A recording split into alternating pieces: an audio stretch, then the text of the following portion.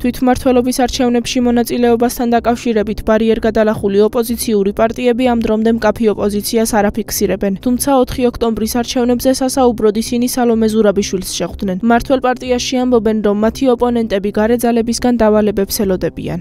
პოლიტიკური პარტიები ვსაუბრობთ სხვადასხვა კონფიგურაციებზე, მათ შორის ერთიანობაზე, ბრძოლის სტრატეგიაზე, არჩევნებში მონაწილეობა არ მონაწილეობაზე, ასევე გვაქვს კონსულტაციები პრეზიდენტ ზურაბიშვილთან და საბოლოო ჯამში ჩვენს მკაფი ოპოზიციას წარუდგენთ საზოგადოებას, ჩვენს ხალხს ეცოდინება ჩვენი გეგმების შესახებ, მაგრამ ამავე დროს ხაზს უსვამ იმას, რომ ჩვენი ხალხის მოთხოვნა არის ხელახალი საპარლამენტო არჩევნები და პოლიტიკური პატიმრების გათავისუფლება. მათი შიშებიც მესმის, იმიტომ რომ ისინი განწირული არიან მარცხისთვის, მათ არც ერთ რაიონში, არც ერთ ქალაქში, როგორც მერების დონეზე, ასევე საკრებულოების დონეზე არანაირი შანსი არ აქვს გამარჯვების და რა თქმა უნდა, წაგებულ ბრძოლაში მათ არანაირი სურვილი არ აქვს, მე ასე ვფიქრობ, ყოველ შემთხვევაში შემოვიდნენ. თუმცა ვნახოთ თუ როგორ განვითარდება მოვლენები. ეს ნიშნავს იმას, რომ საბოლოო დირექტივა იქიდან მოსული არ არის და ჯერჯერობით თავისუფლად გამოთქვამენ თავის აზრებს.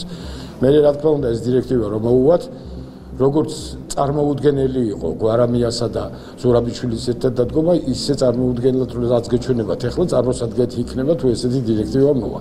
ამის გამოცდილება თქვენც მიიღეთ და ყველამ ერთად მივიღეთ. წაგების რომ ეშინია და ზოგადად სულ წაგებულები არიან, ამაზე მე მგონი ფაქტები მეტყველებს და მეცაც გეტყვით. სამართლიანი არჩევნების შედეგებიც მეტყველებს.